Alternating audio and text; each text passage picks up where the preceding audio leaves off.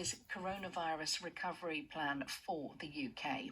But others, though, like restaurants and bars, are happy at decisions to cut VAT and offer diners discounts too if they eat out between Monday and Wednesday in August. Well, let's talk now to Philippa Childs, who is the director of Bectu, which represents workers in the broadcasting industry. Good morning to you, Philippa. Good morning. Appreciate your time this morning. Thank you. Is there firm evidence then that the government has failed to recognise the plight of those who perhaps have fallen through the gaps, the freelancers, the self-employed who've perhaps not been able to access any help or funding through this very difficult period? There is absolutely firm evidence, and it's really disappointing that the Chancellor's announcement yesterday didn't do something for them. We know that in the creative industries there are tens of thousands of people in that situation who have literally had no income and no support from the government over the last 3 to 4 months. And across the economy, I think the figure is 3 million. So that's a huge number of people who really are now quite desperate. You know, they have had to take loans, use their credit cards, use any savings they've had. But actually, you know, people are really desperate now. And it's really disappointing that yesterday, when the Chancellor had a great opportunity to support them, that he didn't do that. Just going on from what you were saying there, Philippa, what kinds of calls then have you been receiving over the long lockdown months? How have people in the industry been managing if they haven't been furloughed?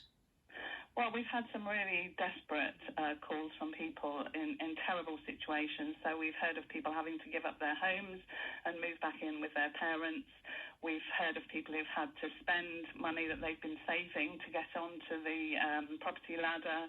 We've heard of people visiting food banks, using their credit cards, real desperate situations that really, I know that the Chancellor argues that he's put an awful lot of money into the economy, but without a doubt, a decision has been taken that it's too difficult to help these people, and we don't think it is too difficult. And yet the government did announce that surely welcome £1.5 billion to support creative institutions in particular, didn't it, across the country? It did indeed, and that is absolutely welcome. What we need to see now is a timetable for getting that money out to institutions, because until they know what money they've got and when they're going to get it, then clearly they're still going to make decisions about the future based on what they know now rather than what they hope for the future. So, yes, I really don't want to be churlish about that. That was a great pot of money for the creative industries. But, yeah, the important thing now is we get it out there fast. Just going back to the kinds of cases, the kinds of stories you've been hearing about over the past couple of months, Philippa, have many in the industry perhaps already started for looking for jobs, completely elsewhere in other sectors and other industries? Have many perhaps given up any realistic prospects of being back in our theatres, our music venues and so on ahead of Christmas? I think that they have. I think lots of people have had to take some hard decisions about the future, particularly people maybe who are lower paid and are perhaps starting out in the industry. You know, these are really highly skilled people, and we can't afford to lose them. The creative industry is so important for the UK economy that we need to make sure that we keep those skills and keep that creativity.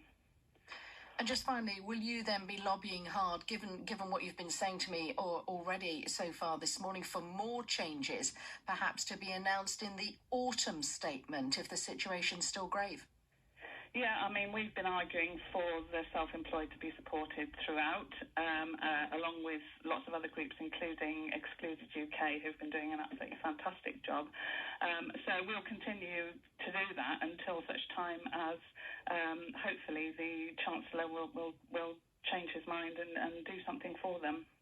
Philippa, it's been good to talk to you. We wish your members all the very best, of course, during this difficult time. Philippa Childs, their director of Bectu, which represents workers in the broadcasting industry. Well, the Chancellor says, though, meanwhile, he's not ashamed to admit